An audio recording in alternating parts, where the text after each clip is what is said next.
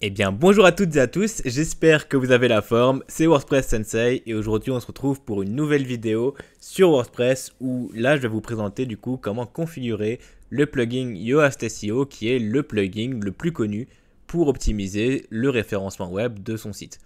Donc qu'est-ce que le référencement? Simplement votre visibilité sur les moteurs de recherche. Et donc pour le coup, sur WordPress, de base, on n'a pas énormément d'options qui nous permettent d'optimiser ce référencement justement. Et c'est pour ça qu'on va installer un plugin qui va permettre de le faire. Et donc Yoast SEO, c'est vraiment le plugin le plus utilisé pour ça. Donc pour l'installer, vous allez dans Extensions, comme d'habitude, vous cliquez sur Ajouter, vous tapez SEO et ça va être le premier qui va ressortir. Donc c'est bien Yoast SEO ici, développé par Team Yoast. Du coup, il y en a d'autres qui fonctionnent de la même façon avec plus ou moins les mêmes paramètres. Il y a RankMath SEO qui est très bien et il y a SEO Press qui est également très bien, qui est français. Donc je vous conseille ces trois plugins. Alors installez-en que un à la fois par site, sinon ça va créer des conflits. Et aujourd'hui, je vous présente Yoast SEO parce que c'est vraiment le plus connu et le plus utilisé. Donc vous le connaissez peut-être déjà si vous regardez cette vidéo. Et sinon, si vous voulez essayer un autre plugin, je vous conseille un des deux ici, RankMath ou SEO Press, qui fonctionne très très bien. Donc là, j'ai installé Yoast SEO, je l'ai activé. Et quand vous avez fait ça, vous allez tomber sur un nouvel onglet ici sur WordPress. Donc Yoast SEO, où là, on va pouvoir paramétrer du coup pas mal de choses pour améliorer la visibilité du site sur les moteurs de recherche. Donc normalement, vous tombez sur un petit tunnel de configuration.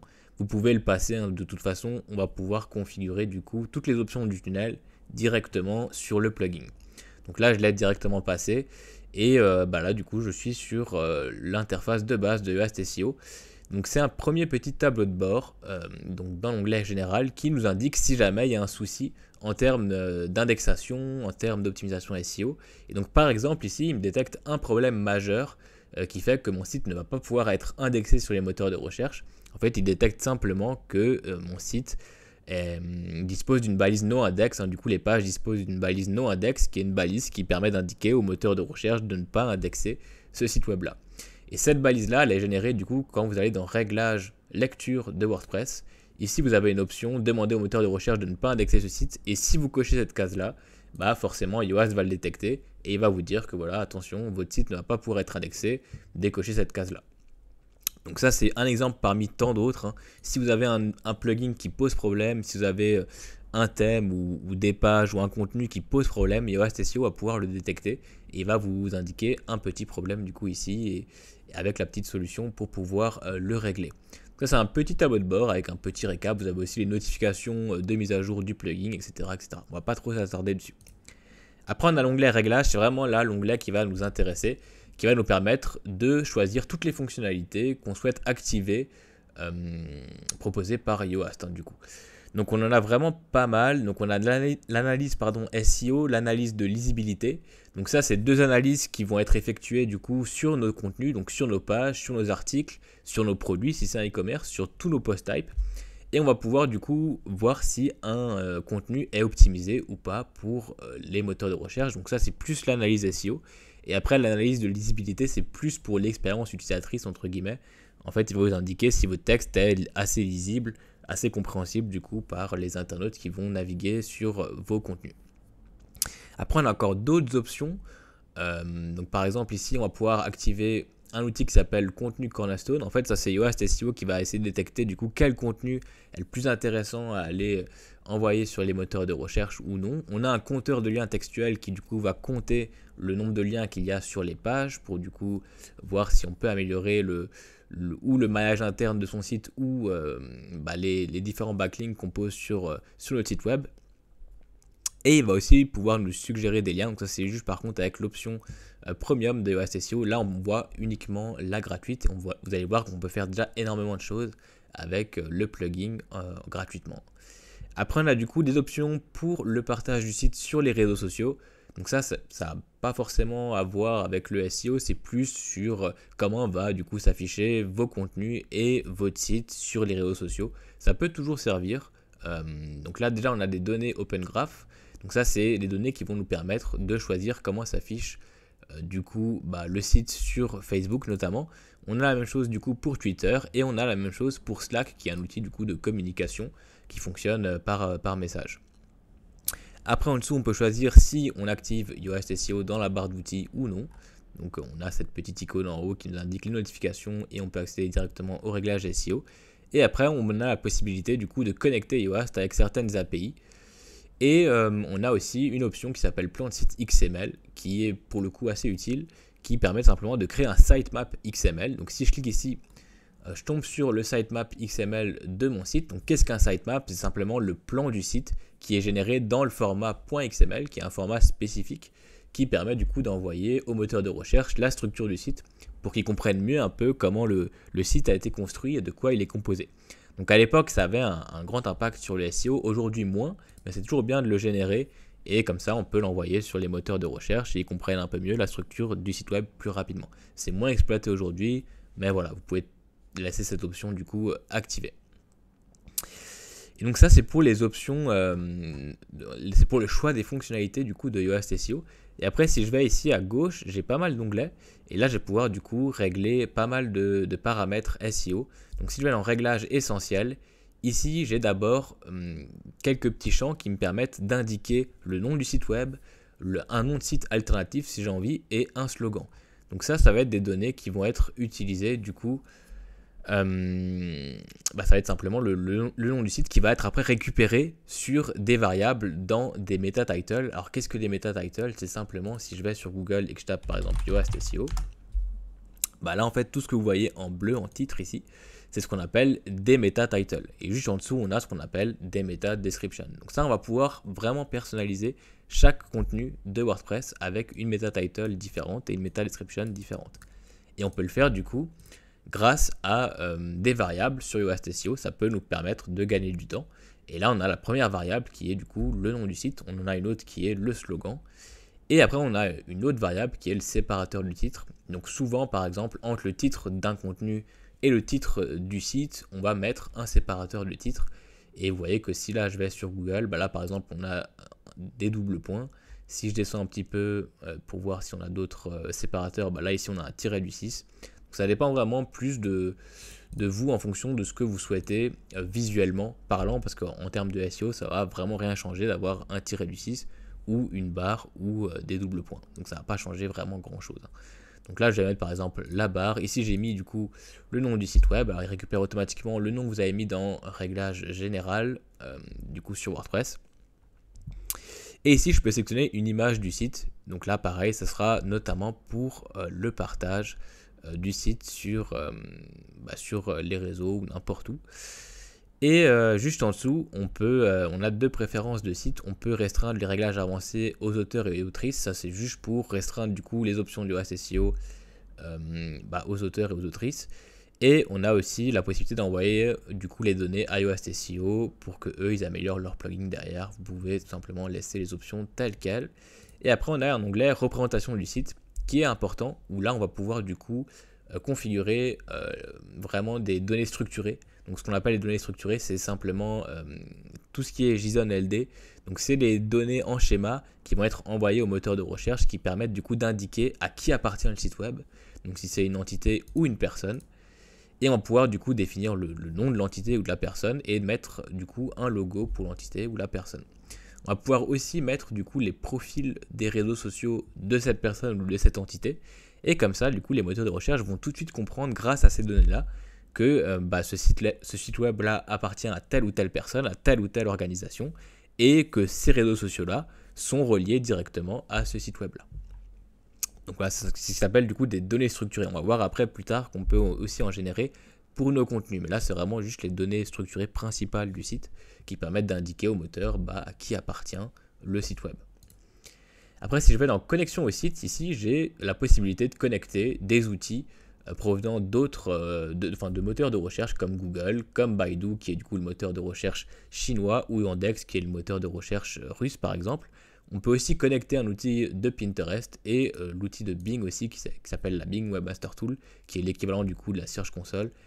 Et en fait, ça permet simplement de plus facilement connecter les outils des moteurs de recherche à notre site web sans passer par du code. Là, on a juste à mettre le code de vérification du coup donné par l'outil et automatiquement, il va faire le lien sans passer par les fichiers PHP du thème ou sans passer par une autre extension. Ça peut être assez pratique. Après, dans le type de contenu, ici, je vais pouvoir choisir quel type de contenu je vais aller optimiser. Et là, vraiment, on est dans les réglages généraux. Il faut bien comprendre ça. C'est-à-dire que là, tout ce qu'on va faire, ça va s'appliquer à tous les contenus. Et après, on va pouvoir aller dans les contenus et vraiment optimiser chaque contenu séparément. Ce qui est toujours le plus optimisé, hein. L'idéal en termes de référencement, c'est toujours d'optimiser chaque contenu séparément plutôt que simplement appliquer un template sur tous ces contenus. Forcément, ça aura moins d'impact après derrière en termes de visibilité, comme on aura à la fois du duplicate content, donc du contenu dupliqué qui, je le rappelle, n'est pas très apprécié du coup des moteurs de recherche. Et à la fois, on perd du coup la possibilité de mettre des mots-clés spécifiques en fonction du contenu qu'il y a sur la page, sur l'article, sur le produit, etc. Donc ça, c'est important à comprendre. Et du coup, là, on peut optimiser la page d'accueil. Donc ici, vous voyez qu'il récupère des variables. En fait, quand on voit des petits, des petites variables ici comme titre du site, page, séparateur, slogan, là, le titre du site, il récupère ce que j'ai mis du coup dans les réglages essentiels. Ici, le nom du site web. Page, il récupère du coup le numéro de la page si jamais du coup c'est une page qui dispose de plusieurs pages. Donc par exemple, si vous avez un listing d'articles de blog et qu'au bout de 10 articles, vous devez aller sur une deuxième page pour voir la suite des articles, typiquement, il va mettre simplement dans la meta title le numéro de la page en question.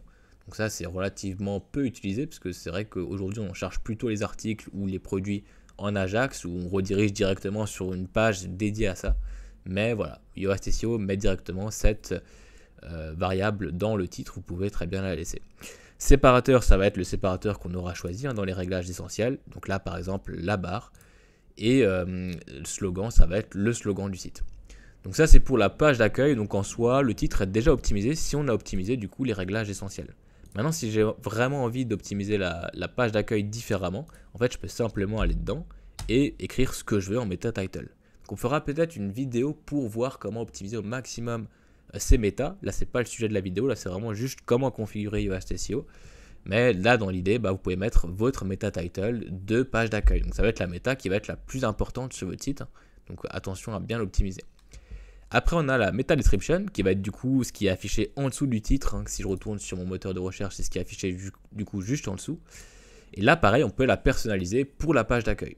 Donc là, on va pouvoir écrire notre meta description. Pareil, on peut mettre des variables du coup dans cette meta description. Pour le coup, c'est vraiment pas recommandé, c'est très peu fait.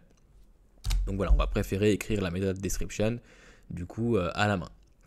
Après, en dessous, on a du coup les réglages sociaux. Donc là, on retrouve l'image qui va être partagée après sur les réseaux. Donc là, vous pouvez simplement mettre l'image qui représente le mieux votre site web, parce que du coup, c'est la page d'accueil. Donc prenez une image générique qui représente bien votre société ou votre personne. Et après, on peut choisir aussi ce qui est affiché du coup sur les réseaux. Donc là, automatiquement, il récupère le titre du site. Pareil, on pourrait très bien personnaliser ça. Pareil pour la description. Quand j'ai fait ma modification, à chaque fois, je clique sur enregistrer, comme ça, c'est pas perdu. Et je passe à l'onglet suivant. Donc là, je suis dans l'onglet article. Et donc là, c'est exactement le même principe, sauf que ce que je vais faire ici, ça va s'appliquer du coup à tous les articles de mon site. Donc à tous les contenus dans l'onglet article de WordPress. Donc là, pareil, on peut définir du coup une meta title type. Donc là, par exemple, on a le titre qui est récupéré comme avant. Donc là, c'est le titre par contre du contenu et pas le titre du site. Après, on a le numéro de page, si jamais il y a plusieurs pages, on a le séparateur et on a le titre du site après derrière qui est récupéré. Donc là, ça peut être un schéma, donc un template de méta qui peut fonctionner. Personnellement, je ne suis pas ultra fan de dupliquer le titre du site partout sur tous les contenus parce que ça bouffe de l'espace dans vos méta et c'est pas forcément ce qui est le plus recommandé, notamment parce que ça crée aussi du duplicate content. Ça peut être une stratégie, mais personnellement, je ne suis pas ultra fan. Et là, vous pouvez du coup utiliser des variables, ce qui est recommandé pour un schéma générique, du coup, comme on le fait ici, ou alors vraiment personnaliser du coup la meta title. Par contre, si vous le faites ici, ça va s'appliquer à tous les articles, donc ça va créer du duplicate content. Donc là, on va vraiment préférer utiliser les variables, et donc en fait, on peut simplement laisser tel quel, ou alors si vous voulez supprimer le titre du site et le séparateur, vous pouvez très bien le faire. Et après, du coup, comme dit, on va pouvoir aller dans les articles et vraiment personnaliser chaque meta title de chaque article. Là, l'idée, c'est vraiment juste de faire un réglage général au cas où, si un jour vous ajoutez un article et que vous oubliez du coup de passer sur les méta, là au moins il y aura un début de méta qui sera relativement propre parce qu'il va récupérer le titre de l'article et potentiellement le début du contenu, par exemple pour la méta description. Pareil, on peut choisir du coup une image pour les réseaux. Par contre, ça c'est avec la version premium. Et juste en dessous, ici, on va pouvoir définir du coup des données structurées pour ce type de contenu, donc pour les articles. Donc c'est exactement la même chose qu'on a vu avant pour les réglages généraux du site web, sauf que là, du coup, c'est uniquement pour les articles. Et donc là, on peut choisir quel est le type de page, si c'est une page web classique, si c'est par exemple une page de FAQ, si c'est une page de contacts, etc., etc. Là, pour des articles, on va simplement laisser page web, et juste en dessous, on peut sélectionner le type d'article. Donc voilà, là, on peut choisir si c'est un article de blog, si c'est des articles d'actualité, si c'est des articles universitaires, etc., etc. On a quelques petites options comme ça qui vont légèrement changer les données structurées. Ça va optimiser aussi du coup votre visibilité sur ces articles-là. Donc là, on peut laisser article par défaut, par exemple. Et si vous avez du coup un custom post type, donc un type de contenu personnalisé, vous pouvez du coup tomber sur votre custom post type ici, donc il va s'ajouter à la suite après article et page. Donc si on ajoute du coup WooCommerce ici, on aura également les produits. Mais si j'ai créé après des post types particuliers derrière, bah, on aura les post types qui vont suivre également. Et là, je peux à chaque fois sélectionner le type de page. Si par exemple on a créé un post type FAQ où on va mettre que des FAQ dedans, bah, on peut très bien sélectionner comme type de page FAQ. Et comme ça, on aura des belles données structurées sur nos pages de FAQ qui vont nous aider du coup à avoir un affichage de type FAQ sur les moteurs. Donc, par exemple, si je vais sur Google et que je tape comment cuire des châtaignes, hop, par exemple, bah, si je descends un petit peu, vous voyez que là, il y a des questions, il y a des réponses. Ça, c'est généré du coup grâce à un type de données structurées de FAQ. Donc en fait, c'est grâce à ce type de données qu'on va pouvoir avoir ce type d'affichage. Donc voilà un petit peu pour les données structurées. C'est un peu technique, je ferai peut-être une vidéo sur les données vraiment de A à Z parce qu'il y a beaucoup de choses à dire dessus. Mais là au moins on peut définir un petit schéma du coup par type de contenu et ça permet quand même d'avoir une meilleure visibilité. Ça prend vraiment 2 secondes à faire. Et juste le fait d'installer Yoast SEO, ça ajoute déjà ça à votre site web parce que la plupart du coup des thèmes n'utilisent pas les données structurées, n'ont pas été développés à ce point-là en termes de SEO. Et donc juste le fait d'activer Yoast SEO, ça va déjà vous aider à améliorer votre visibilité sur les moteurs de recherche. Donc là, pareil, on a le même onglet sur les pages où là, on va pouvoir définir du coup la structure pour les meta titles de page, la meta description. Pareil, on a les schémas. Donc là, on va pouvoir mettre page web. Et ici, dans type d'article, du coup, on n'est pas sur un article, on est sur des pages. Donc on va simplement laisser aucun. Et après, on a du coup des options dans les taxonomies. Donc, qu'est-ce que les taxonomies? Simplement les catégories et les étiquettes. Donc, en fait, c'est exactement la même chose qu'avant. On va pouvoir du coup personnaliser le template de méta pour les catégories et les étiquettes. Donc là, ici, je peux choisir, à chaque fois, j'ai oublié de préciser, mais pour tous les types de contenu, on peut choisir d'activer ou pas d'afficher ou pas du coup le contenu sur les moteurs de recherche. Si jamais là on souhaite ne pas afficher les catégories sur les moteurs de recherche, en fait je peux simplement cocher cette case là, enfin décocher du coup cette case là, et Yoast SEO va mettre une balise no index sur toutes les catégories de mon site web. Donc ça permet simplement de masquer du contenu si jamais on souhaite ne pas l'afficher sur les moteurs de recherche. Donc je vous conseille pas de le faire pour les catégories, mais si jamais vous avez créé un nouveau type de contenu qui est censé rester assez perso, parce que c'est par exemple un type de contenu où on accède uniquement quand on est connecté en tant que client ou je ne sais pas quoi encore, vous pouvez tout simplement du coup décocher cette case là et ce contenu là ne va pas s'afficher sur les moteurs de recherche. Donc ça peut être utile à ce niveau là. Donc voilà. Et en dessous là on va retrouver exactement la même chose qu'avant, sauf qu'en plus ici il a ajouté archive des dans la meta title. Donc là vous pouvez simplement l'enlever si vous souhaitez pas afficher archive des dans vos méta. Et en dessous, là on a juste la possibilité de supprimer par exemple le / catégorie. Donc pour accéder à une catégorie, si je vais dans article catégorie ici et que je clique sur voir ma catégorie, vous voyez que dans l'URL ici on a / catégorie / le nom de la catégorie. Ici avec Yoast SEO, je peux choisir de supprimer ce / catégorie si j'ai envie du coup d'enlever ce / catégorie de l'URL. Ça de base on ne peut pas le faire sur WordPress. Ça c'est une option qui est proposée par Yoast qui peut potentiellement servir. Ensuite, pour les étiquettes, on a exactement la même chose. Donc, on peut choisir d'indexer ou pas les étiquettes. On peut choisir du coup d'afficher ou non archive des avec le titre des étiquettes. Donc, ça, c'est au choix. Et donc, voilà. Après, dans l'onglet avancé, on aura d'autres options proposées par Yoast comme le fil d'Ariane. Qu'est-ce qu'un fil d'Ariane? Simplement le chemin qui est en général du coup dans le header de la page en question qui permet d'indiquer le chemin qu'il a fallu parcourir pour atterrir sur cette page-là. Ça permet simplement aux internautes de mieux s'en sortir sur le site et de savoir exactement où ils se situent quand ils sont sur un contenu. Donc ça peut être utile et ça aide aussi pour le référencement parce que ça ajoute du coup des liens un peu partout sur votre site et donc du maillage interne. Notamment parce que ça va aussi mettre pas mal de liens qui redirigeront vers la page d'accueil et c'est la page d'accueil sur laquelle on souhaite en général avoir le plus de jus SEO et donc avoir un fil d'Ariane peut vous aider à améliorer du coup la visibilité de cette page là. Donc ici on peut choisir à chaque fois le séparateur pour le fil d'Ariane, c'est simplement le séparateur qu'il y a entre les pages du coup dans le fil d'Ariane et si jamais du coup on peut choisir où est-ce qu'on l'affiche pour les articles, pour les catégories, etc. etc. Et si vous ne savez pas comment du coup afficher le fil d'Ariane sur votre thème, en fait il ne suffit pas d'activer cette option là, il faut aussi aller lire l'article du coup en question pour savoir comment intégrer ce qu'on appelle les breadcrumbs, donc les fils d'Ariane de Yoast SEO. Vous descendez un tout petit peu et juste en dessous ici vous avez du coup le code en PHP qui permet de chercher ce fil d'Ariane là et de l'afficher sur nos pages. Donc ce petit code PHP, on va le copier et on va pouvoir le coller là où on souhaite afficher le fil d'Ariane. Donc en général c'est dans le header.php.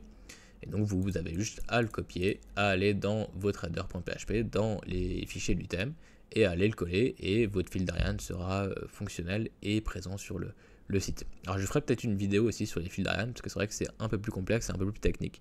Mais voilà, vous avez juste à suivre le tuto, et tout fonctionnera. Ensuite, on a la possibilité d'optimiser aussi les archives d'auteur. Donc, il faut savoir que quand on écrit des articles sur WordPress, il y a une page qui est automatiquement générée, qui va du coup lister tous les articles de blog qui ont été créés par tel ou tel auteur. Et là, pareil, on peut choisir ou d'afficher ou non ces archives-là sur les moteurs. Personnellement, je les affiche rarement. Et ensuite, on va pouvoir choisir, pareil, la meta title type avec du coup son template.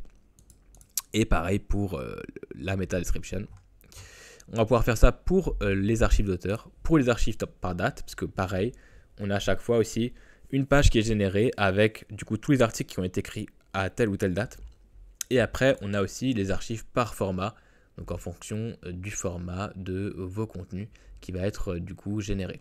On a aussi la possibilité d'optimiser les pages spéciales, donc là par page spéciale, Yoast entend du coup la page de recherche qui est du coup simplement la page qui est appelée quand vous faites une recherche via du coup un formulaire de recherche sur votre site, et la page d'erreur 404 qui est du coup la page qui s'affiche quand vous avez une erreur 404, donc quand la page n'existe pas.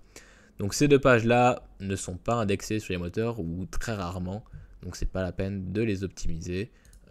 Par contre la page de recherche peut être parfois indexée en fonction de comment votre thème est codé. Donc là, vous pouvez aussi choisir du coup la meta title type de votre page de recherche. Ensuite, on a les pages de médias. En fait, il faut savoir qu'avec Yoast SEO, on peut générer une page qui affiche du coup chaque média séparément. Donc quand on intègre un média, du coup, ça va créer une nouvelle page qui du coup référence ce média-là. Donc une image, par exemple, typiquement dans la bibliothèque de médias de WordPress. Et donc là, en général, on préfère quand même rediriger cette image-là directement vers le point JPEG pour pas qu'elle s'indexe sur les résultats de recherche de Google, mais uniquement par exemple sur Google Images et pas ailleurs. Et donc là, on va simplement laisser décocher comme ça, c'est parfait. Après, on a également des options pour tout ce qui est flux RSS. Alors, c'est de moins en moins utilisé aujourd'hui, mais voilà, je tenais juste à le mentionner. Et donc ça, c'est un peu pour tous les réglages généraux de Yoast SEO. Donc voilà, on a pris un peu de temps pour parler de tout ça, mais voilà, c'est quand même des réglages qui sont assez importants. Et après, dans l'onglet intégration ici, on peut intégrer des outils SEO qui sont assez connus comme SEMrush, vous en avez déjà peut-être entendu parler. Ça permet d'intégrer plus rapidement SEMrush à son site. Ou Zapier par exemple, pour tout ce qui est automation, ça peut aussi servir. Et après, dans l'onglet outils ici, on va pouvoir éditer, on va faire pas mal de choses, mais surtout éditer des fichiers. Donc si je clique sur éditeur de fichiers, je peux éditer directement mon fichier .htaccess, donc qui est le fichier qui permet de gérer les redirections d'un site web. Il est déconseillé de le modifier ici, honnêtement, parce que du coup, si vous faites une erreur, votre site va être down, et du coup, il va falloir accéder au serveur de votre site pour pouvoir remodifier votre fichier .htaccess. Donc si vous n'avez pas accès au serveur pour X raison, modifiez pas en direct ce fichier-là. Mais ça peut servir pour faire des redirections. Je ferai peut-être une vidéo pour vous montrer comment faire des redirections du coup via ce fichier-là. Et surtout, on a accès au fichier qui s'appelle robot.txt. Là, pareil, je ferai aussi une vidéo en détail sur ce fichier-là. Mais c'est le fichier qui permet du coup d'optimiser le crawl d'un site web. Et ici, on peut cliquer sur créer le fichier robot.txt. Donc, c'est un fichier qui est automatiquement créé sur un site WordPress. Sauf que là, du coup, on va pouvoir vraiment le modifier. Et donc là, vous voyez que, en fait, c'est un peu complexe comme fichier. Mais du coup, on peut d'abord choisir à quel robot des moteurs de recherche on parle. Donc là, on va simplement sélectionner tous les robots avec l'étoile. Et après, avec 10 Allo ou Allo, on va pouvoir choisir ce qu'on indexe ou pas sur les moteurs de recherche. Enfin, c'est pas qu'on l'indexe ou pas, c'est qu'on autorise les moteurs de recherche à crawler ces contenus ou non. Et du coup, s'ils ne les crawlent pas, théoriquement, ils ne les indexent pas, et inversement. Mais c'est pas parce que vous mettez des indications dans le robot TXT qu'il va forcément les prendre en compte. Donc, faut pas confondre en fait, du coup, le crawl et l'indexation. Mais grosso modo, voilà, c'est intimement lié. Et là, typiquement, on va indiquer qu'on ne souhaite pas que les moteurs de recherche crawlent la page de connexion de WordPress. Pourquoi ? Simplement parce que c'est une page qu'on ne souhaite pas voir indexée sur les moteurs. Et c'est une page où il n'y a jamais de modification dessus. Donc, ça ne sert vraiment à rien de laisser les moteurs de recherche crawler cette page-là. Et il faut savoir que du coup, les moteurs de recherche ont un budget à consacrer à chaque crawl. Parce que forcément, crawler un site, ça coûte de l'électricité pour eux. Et notamment, aujourd'hui, l'électricité coûte de plus en plus cher, donc ça a un prix de plus en plus élevé pour eux. Et donc, si vous indiquez du coup au moteur de recherche quelle page il est inutile du coup de crawler, eux, ça les arrange parce que du coup, ils ont moins à crawler ces pages-là. Et du coup, ils vont déplacer le budget qu'ils consacraient pour ces pages-là au budget global de votre site, donc de crawl global de votre site. Donc, il va crawler plus régulièrement du coup vos contenus principaux sur votre site web, donc les contenus que vous souhaitez voir sur les moteurs de recherche. Donc c'est pour ça que c'est important d'optimiser le crawl d'un site web. Donc je ferai une vidéo détaillée parce que c'est vrai que c'est assez compliqué aussi à l'expliquer comme ça. Mais là vous pouvez directement optimiser votre robot TXT. C'est vachement pratique parce qu'on n'a pas besoin de passer par un serveur FTP comme avec FileZilla ou directement via l'hébergement. Ça peut être vachement pratique. Et autre point, ici, vous voyez qu'il récupère le sitemap de Yoast et il affiche l'URL directement dans le robot.txt. Ça permet du coup au moteur de recherche de plus facilement tomber dessus. Et ça, pareil, c'est automatiquement généré par Yoast, donc tant mieux. Donc là, vous pouvez enregistrer du coup les changements du robot.txt. Et après, vous avez quelques petites autres options, mais qui sont premium, notamment les redirections. Mais on va voir qu'on peut faire des redirections gratuitement ou manuellement via le fichier htaccess, ou alors via un plugin qui s'appelle redirection, tout simplement, qui fonctionne très très bien. On le verra peut-être aussi dans une vidéo. Donc ça, c'est pour les réglages généraux de Yoast SEO. Donc vous voyez qu'il y en a quand même déjà pas mal. Et après, ce qui va nous intéresser vraiment beaucoup, c'est quand on va aller sur une page. Donc déjà, ce qu'on voit maintenant, il y a une petite différence sur le listing de nos contenus, que ce soit pour les pages ou pour les articles. Vous voyez qu'ici à droite, on a une petite bulle de lisibilité et une petite bulle SEO. Et donc, la SEO elle est à gauche et la lisibilité à droite. Et du coup, il va nous indiquer avec un code couleur si la page est optimisée ou non en termes de SEO et de lisibilité. Donc, si elle est optimisée, il va indiquer il va mettre une petite bulle verte. Et si c'est pas optimisé, comme ici, il va simplement mettre une petite bulle rouge. Et si c'est entre les deux, il va mettre une petite bulle orange. Là, je clique sur l'accueil. Et là, vous voyez que à droite, on retrouve un petit onglet Yoast SEO. Et là, du coup, il analyse la lisibilité et le SEO de la page. Donc là, j'ai créé une page fictive avec du latin, juste pour qu'on ait un minimum de contenu.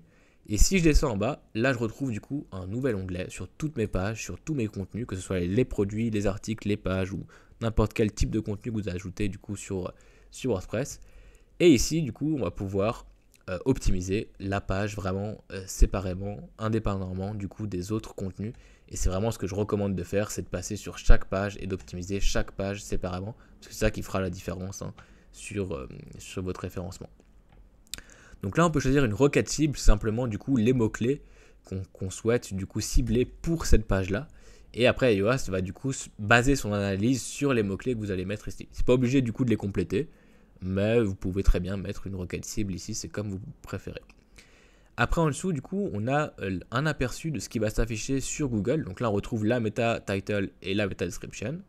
On a du coup le résultat sur mobile, le résultat sur bureau. Donc on a un petit aperçu de comment ça va s'afficher. Et juste en dessous ici, on retrouve le template qu'on a créé juste avant. Donc là, il va simplement récupérer les variables qu'on a créées dans nos réglages généraux du Yoast SEO. Ici, ce que je conseille, c'est vraiment de tout supprimer et d'optimiser chaque meta title indépendamment des autres et du coup de vraiment optimiser au maximum les mots-clés que vous allez mettre dans ces métas-là, que ce soit la meta title et la meta description. Donc je ferai peut-être une vidéo ici sur comment trouver les bons mots-clés. On a pas mal d'outils qui nous permettent de le faire. Gratuit aussi, pas forcément payant. Et donc là, l'idée, c'est vraiment de mettre vos méta donc pour chaque page et de les personnaliser au maximum. Et donc là, vous commencez à écrire votre meta title et au bout d'un moment, il va vous indiquer si la taille de la meta title est bonne ou pas. Donc là, si je copie du texte et que je le colle, vous voyez que là, on a une barre rouge. Ça veut dire que du coup, ma meta title est trop longue. Donc j'ai juste à la réduire et voilà. Là, j'arrive du coup sur du vert. Donc dépassez pas cette barre rouge, parce qu'en général, c'est pas trop apprécié des moteurs de recherche, comme ils détectent ça comme un peu du spam. Et de toute façon, ça va pas être affiché du coup sur les moteurs. Au bout d'un moment, les moteurs de recherche vont afficher 3 petits points si jamais la phrase est trop longue. Pareil pour la meta description, si j'écris du texte ici, il va m'indiquer si c'est optimisé ou pas. Donc là, je suis encore dans l'orange, je peux un peu écrire encore pour tomber sur une barre verte. Donc là, j'ai optimisé au maximum du coup mes méta. Après, j'ai l'analyse du coup SEO. Là, il va m'indiquer plusieurs points d'optimisation, plusieurs axes d'amélioration possibles sur cette page-là. Et donc là, vous voyez qu'il y a pas mal de choses à faire sur cette page. On peut ajouter des liens externes. C'est toujours bien d'avoir des liens externes sur cette page. On peut ajouter une image. Là, actuellement, il n'y a pas d'image sur cette page-là. On peut créer du image interne. On peut augmenter la longueur de la requête. Ça, c'est la requête du coup qu'on met ici. Là, pour l'instant, j'en ai pas écrit. C'est pour ça que du coup, il me le dit. Et il me dit aussi que le texte contient uniquement 248 mots et il conseille au minimum du coup 300 mots par page. Donc voilà, essayez d'atteindre au minimum 300 mots. Donc ça, c'est vraiment des indications. Alors c'est pas parce que vous avez du coup une page où il y a plein de bulles rouges et du coup qui est mal optimisée selon Yoast SEO que votre page du coup va être pas visible sur les moteurs de recherche. Et inversement, c'est pas parce que vous avez une page où toutes les bulles sont dans le vert que votre page va forcément générer énormément de trafic et être très visible sur les moteurs. Donc c'est vraiment juste des indications à prendre avec des pincettes, mais c'est des axes d'amélioration que vous pouvez du coup développer pour améliorer au maximum et augmenter vos chances d'être le plus visible sur les moteurs. Donc voilà, c'est des petites indications, c'est toujours pratique d'avoir ça directement sur la page. Et donc on a ça pour l'analyse SEO. Et à droite ici on a pareil pour l'analyse de lisibilité. Donc là c'est plus pour l'aspect UX et pour la personne, l'humain qui va lire en fait le contenu du texte, alors qu'avant on parle plus au robot. Là voilà, on nous indique qu'on a utilisé assez de voix passives, on a assez de variété dans nos phrases, on n'a pas trop de mots-clés qui reviennent régulièrement, la longueur des paragraphes et des phrases est correcte, etc., etc. On a utilisé des mots de transition, donc là par exemple il n'y a pas beaucoup de mots de transition, il nous conseille d'en ajouter. Donc là pareil, l'idéal c'est d'avoir sa page dans le vert, mais voilà, comme dit, c'est pas forcément obligatoire. Je retourne sur mon analyse SEO et si je descends un petit peu, j'ai d'autres options qui peuvent être utiles. Donc déjà là, je peux suivre la performance SEO si j'ai rempli une requête cible. Et dans avancée, j'ai une option qui va être vachement utile. C'est une option qui va permettre de désindexer une page en question. Donc par exemple, les mentions légales d'un site web, c'est une page web qu'on n'a pas envie de voir sur les moteurs de recherche parce qu'elle apporte rien en termes de mots-clés et elle va polluer votre site plus qu'autre chose. Donc pour la page de mention légale, par exemple, moi je conseille vraiment du coup d'ici de sectionner non et de mettre pareil ici non. Et là ce qui va se passer, c'est que Yoast SEO va mettre à la fois une balise non index sur votre page, donc qui va du coup indiquer au moteur de recherche que cette page-là, on n'a pas envie de la voir indexée sur leur SERP. Et en plus, du coup, on va pouvoir indiquer au moteur de recherche de ne pas suivre les liens qui vont sur cette page-là. Pourquoi ? Parce que tout simplement, des liens qui vous apporteront rien du tout, comme c'est une page qui n'a pas de jus SEO. Typiquement, la page de mention légale, c'est une page qui vraiment ne sert à rien en termes de SEO. Donc, on va vraiment faire en sorte que cette page ait le moins d'impact sur les moteurs de recherche. Donc, je vous conseille de faire ça pour toutes ces pages-là, que ce soit les CGV aussi par exemple, que ce soit des pages où il y a vraiment 2 lignes dessus qui apportent vraiment rien en termes de SEO ou qui n'ont rien à voir avec votre niche, n'hésitez pas du coup à désindexer ces pages-là. Et juste en dessous, on a une autre option qui sert quand même pas mal, qui est l'URL canonique. Alors qu'est-ce qu'une URL canonique ? C'est simplement quand vous avez du coup 2 pages avec un contenu relativement similaire, bah, vous allez pouvoir choisir quelle est la page principale, quelle est la page à prioriser du coup sur les moteurs de recherche entre ces deux-là. Et du coup, vous allez mettre l'URL de cette page principale dans la page secondaire. Donc je ne sais pas si j'ai été très clair, mais dans l'idée, c'est quand vous avez du coup deux contenus, deux pages web avec du contenu similaire, bah en fait c'est pas top pour les moteurs de recherche parce que c'est du duplicate content, du contenu dupliqué. Et les moteurs de recherche du coup n'apprécient pas que vous ayez du coup plusieurs contenus similaires sur votre site web. Et donc là vous allez simplement indiquer que ok, j'ai deux pages avec du contenu similaire, mais c'est celle-ci qu'il faut prioriser, c'est celle-ci qu'on va envoyer sur les moteurs de recherche. Et l'autre, bah voilà, c'est pas obligé de l'envoyer sur les moteurs de recherche, ou du moins c'est pas obligé de l'optimiser, on peut la placer un peu plus loin. Donc ça se fait grâce à l'URL canonique. Voilà, c'est une petite option aussi qu'on a sur Yoast qui sert quand même pas mal. Et juste en haut, si je vais après dans l'onglet schéma, là comme avant, je peux vraiment personnaliser les données structurées de chaque page, donc de chaque contenu séparément. Donc je peux sélectionner le type de page et le type d'article si c'est un article. Donc ça peut être aussi utile si par exemple vous créez une page de FAQ, comme je le disais avant, mais cette fois-ci dans l'onglet page de WordPress. Là, vous pouvez directement sélectionner que c'est une page FAQ.